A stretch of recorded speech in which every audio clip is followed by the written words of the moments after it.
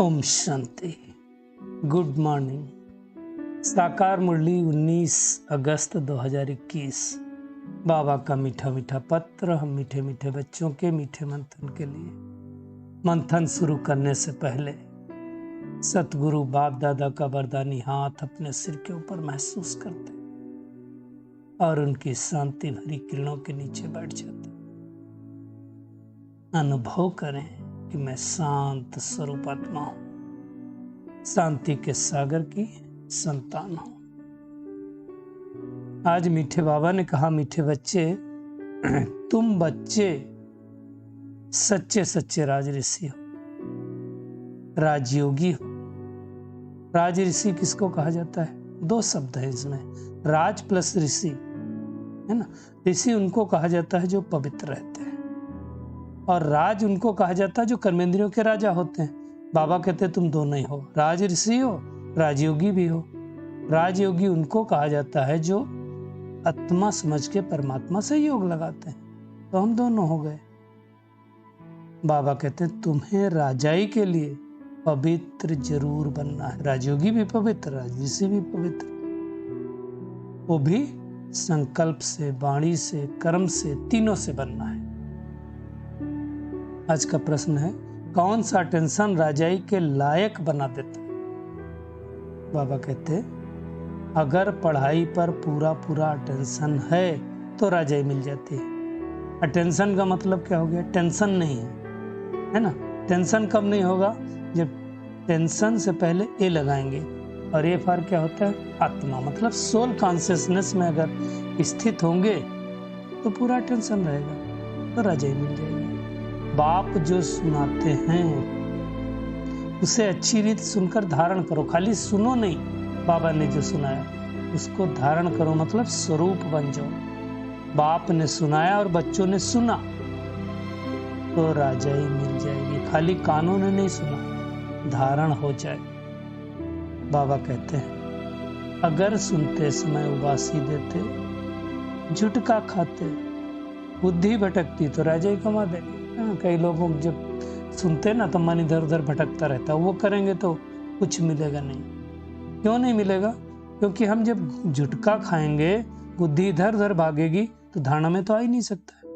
बाबा कहते इसलिए पढ़ाई पर पूरा पूरा अटेंशन दो। आज का गीत है, हमें उन राहों पर चलना है। कौन सी राहों पर? जिन पर संभलना है। चढ़ना उतरना है वो नहीं, अब हमको उतरना नहीं है, चढ़ना ही है, संभल के चलना ही है। अब गिरेंगे तो कब उठेंगे, है ना। तो बाबा कहते रूहानी बाप रूहानी बच्चों को समझा रहे हैं। क्या समझा रहे हैं? कि हठ योग और राजयोग दोनों में क्या फर्क है। देखो, हठ योग में क्या करना होता है? जबरदस्ती शरीर के साथ जबरदस्ती करके करना पड़ता है। एक पैर पर तपस्या करना, घंटों बारिश में बैठ जाना, पैदल चलना, परिक्रमा करना। मन नहीं कर रहा है, शरीर साथ नहीं दे रहा तो भी करना।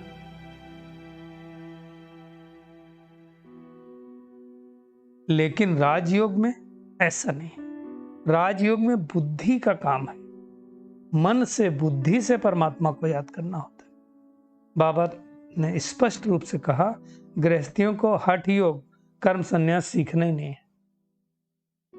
कई बार लोग गृहस्थी होते ना, घर बार छोड़ करके चले जाते हैं, पत्नी को छोड़ करके चले जाते हैं, बच्चों को छोड़ करके चले जाते हैं। बाबा कहते हैं गृहस्थियों के लिए नहीं, तुम्हारा धर्म ही अलग है। और कौन सा धर्म है? देवी देवता धर्म है। जिन देवी देवताओं ने राजयोग से ही राज्य पाया है ना। तो बाबा कहते हैं अभी तुम राज ऋषि हो। ऋषि अर्थात जो पवित्र रहते हैं। पवित्र ना रहे तो उनको ऋषि नहीं कहा जा सकता। और हम पवित्र क्यों रहते हैं? बाबा कहते हैं क्योंकि तुमको राजाई मिलती है। पवित्र दुनिया में जाओगे, क्योंकि पवित्र दुनिया में तो सत्युग त्रेता में क्या था?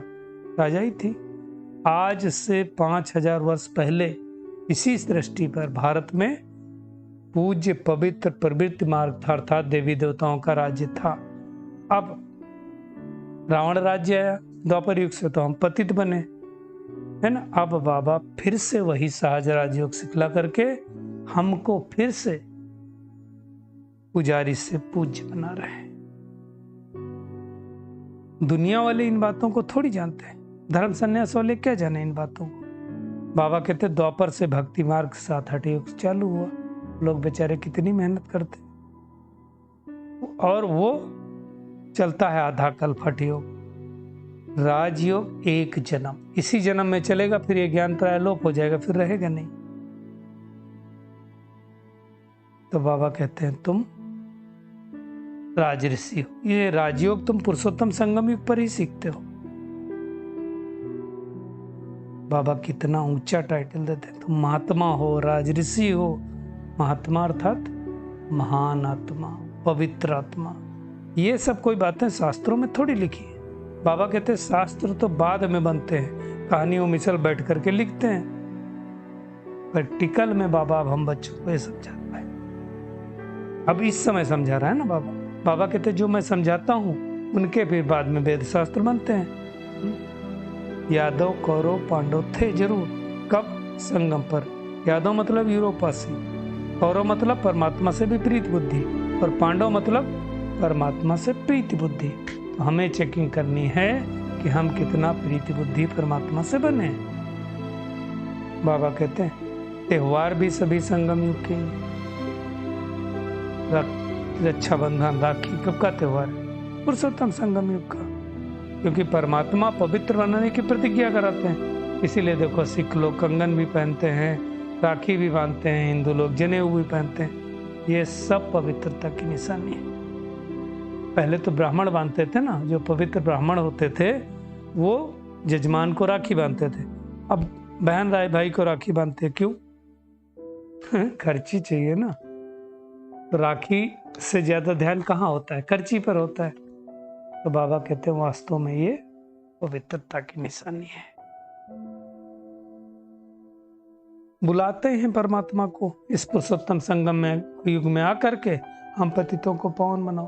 देखो जब रावण राज्य है तो पतित है, राम राज्य में कोई विकार होते ही नहीं, विकार का नाम निशान ही भी वहां नहीं होगा।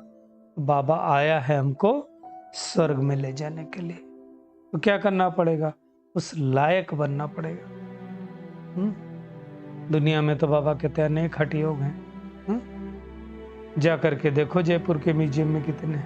तो बाबा ने समझाया है कि भारत जब पतित हो जाता है ना, तब बाबा इस सृष्टि पर आते हैं।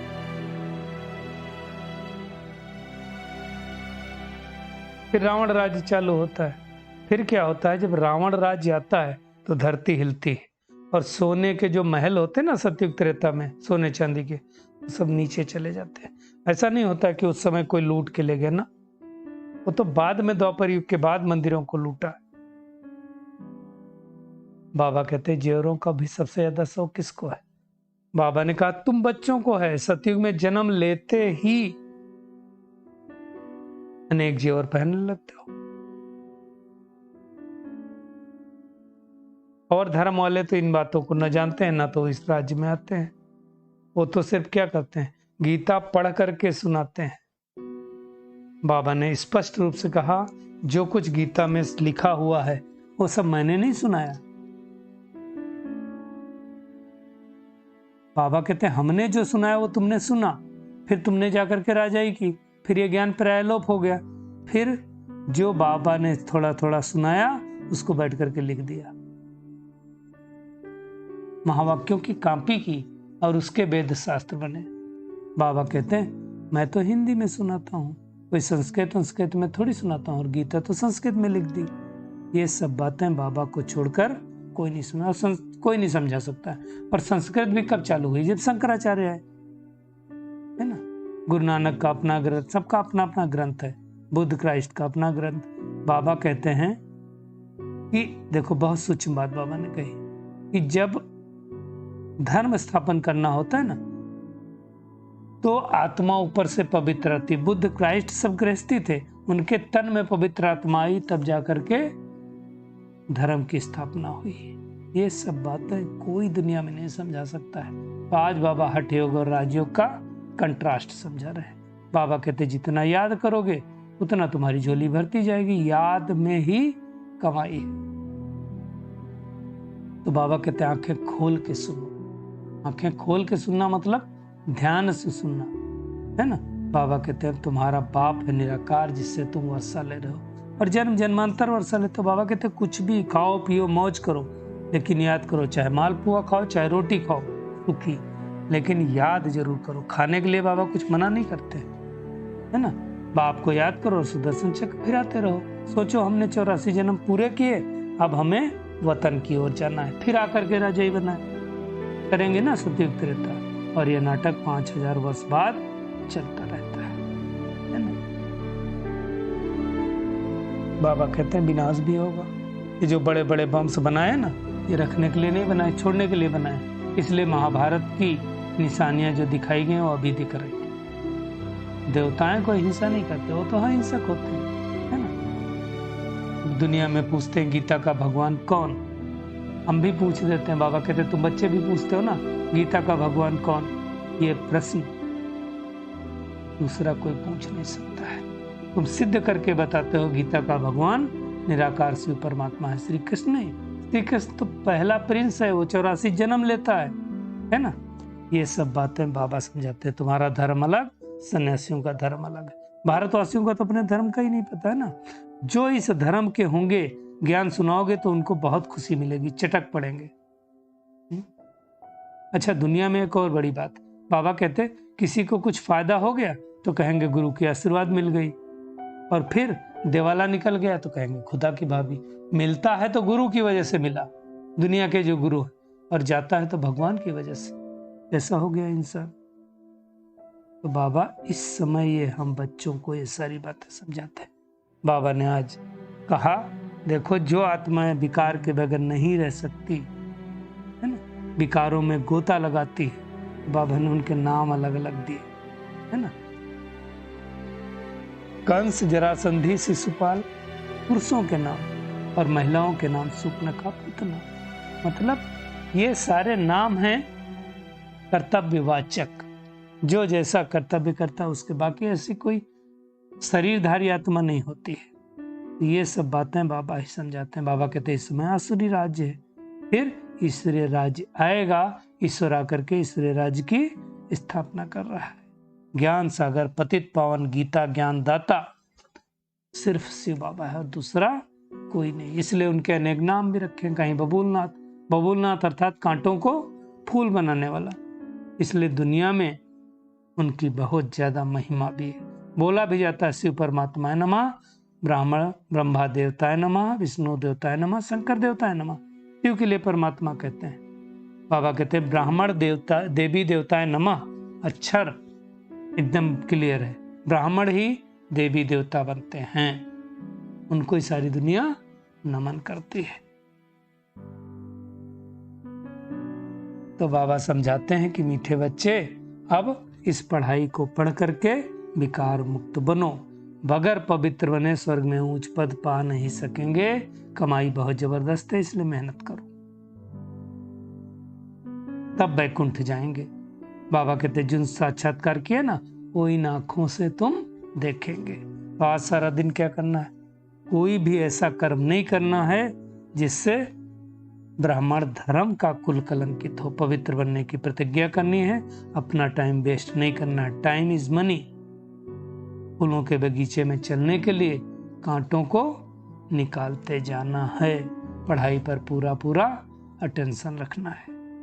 बाबा का खूबसूरत वरदान है, पहले आपके पाठ के द्वारा ताजधारी बनने वाले चतुर सुजान भव। बाबा कहते हैं जैसे बाप दादा अपने को ओबीडिएंट सर्वेंट कहते हैं, सर्वेंट कहने से ताजधारी स्वतः बन जाते हैं। ऐसे आप बच्चे भी स्वयं नम्र चित्त बन दूसरे को श्रेष्ठ सीट दे दो, जैसे ब्रह्मा बाबा ने दिया। उनको सीट पर बिठाएंगे तो क्या करेंगे, उतार कर आपको स्वतः सीट पर बिठाएंगे, है ना। अगर आप बैठने की कोशिश करेंगे तो कोई बैठने नहीं देगा। तो पहले आपका बाबा कहते पाठ पक्का करो, फिर संस्कार सहज ही मर्ज हो जाएंगे और ताजधारी बन जाएंगे। यही चतुर सुजान बनने का तरीका है। मतलब सामने वाले को आगे करो, है ना। जितना लोग आगे होते जाएंगे उतना आपको दुआएं मिलती जाएंगी। स्लोगन है अंतर्मुखी एकांतवासी बनने वाली श्रेष्ठ आत्मा ही अव्यक्त स्थिति का अनुभव करती है। हमें अंतर्मुखी एकांतवासी बनना है। चलिए परमात्मा किरणों के नीचे बैठ जाओ और अनुभव करें, मैं पद्मा पदम भाग्यशाली आत्मा हूँ। टाइम इज मनी, इसलिए मुझे कोई भी अपना टाइम वेस्ट नहीं करना। मैं सच्चा सच्चा राजर्षि राजयोगी हूँ, इसलिए मुझे पढ़ाई पर बहुत ध्यान देना है। आत्मा समझ के बाबा को याद करना है और सुदर्शन चक्र गिराना है। पहले आपके पाठ के द्वारा ताजधारी बनने का संपूर्ण पुरुषार्थ करना है। अब अंतर्मुखी एकांतवासी बन करके अव्यक्त स्थिति का अनुभव करना है। शुक्रिया मीठे प्यारे बाप दादा, शुक्रिया आप सभी का इस मीठे मंथन के लिए। ओम शांति।